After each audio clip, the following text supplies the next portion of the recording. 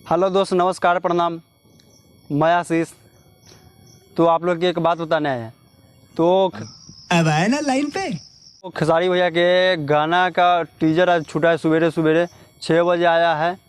Double खिड़की गाना का टाइटल है ये। इसमें गाना के लिखे हैं अभिषेक भोजपुरी।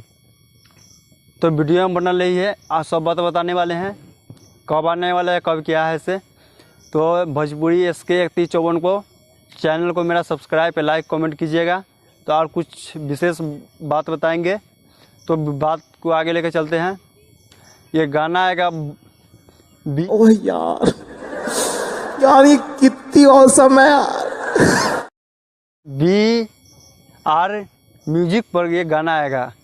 कल 27 तारीख को 6 बजे 6:30 बजे रिलीज होगा ये गाना। तो वीडियो में बनल रही है। तो खेसारी भैया कि ये गाना वीडियो क्वालिटी क्या है, अच्छा तो उतना नहीं मालूम चला टीजर में। तो वीडियो में बनल रही है, सब चीज़ बता रहे हैं।